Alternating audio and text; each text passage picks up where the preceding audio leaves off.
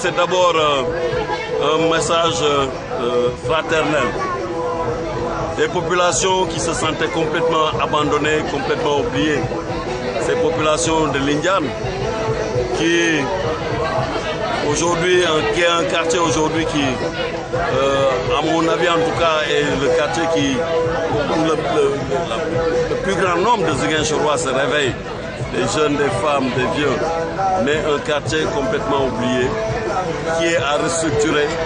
Et il s'agissait pour nous de venir à leur contact pour partager avec eux leurs difficultés, partager avec eux leurs contraintes, mais aussi partager avec eux un message d'espoir.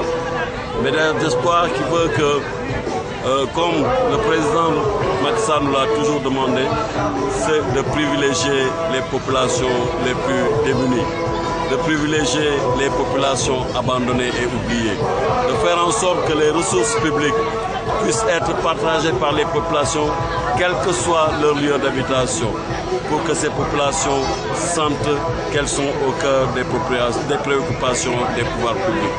Et c'est cela aujourd'hui le message que nous avons voulu partager avec les populations de l'Indiane et leur dire qu'il y a un minimum de choses à faire pour l'Indiane par rapport aux voies de circulation, par rapport à l'assainissement et faire en sorte que ces populations puissent avoir aussi de l'électricité et qu'elles se sentent au cœur de Ziguinchor et non se sentir comme des populations à part.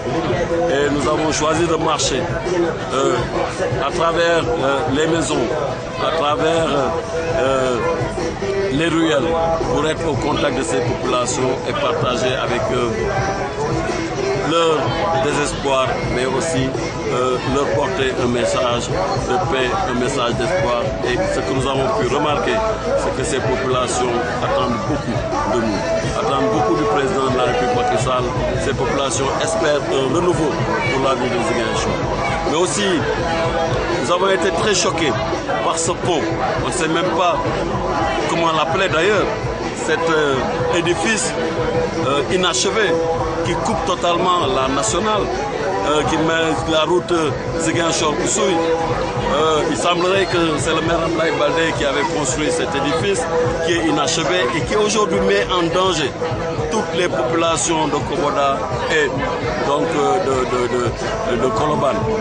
Cela est inacceptable, cela est une mauvaise appréciation, cela est une mauvaise vision et je ne comprends pas pourquoi on n'a pas terminé cet édifice-ci. C'était un pont qu'il faut. Et c'est pour là je voudrais lancer un appel à mon collègue Thierno Alassane Sall, le ministère en charge des infrastructures, pour qu'il trouve une solution. Parce que je ne comprends pas qu'on ait pu autoriser qu'une voie aussi importante de circulation puisse être coupée par un édifice aussi hideux et qui ne sert absolument à rien que d'augmenter des contraintes aux populations. Voilà donc l'œuvre des autorités municipales et à cause de cela, je crois qu'il est important aujourd'hui qu'ils mesurent le niveau de leur incompétence et que les populations puissent faire le choix d'une nouvelle équipe dirigeante, fassent le choix de l'émergence, fassent le choix d'être avec le président de la République pour accompagner les projets et l'émergence de Ziguinchor.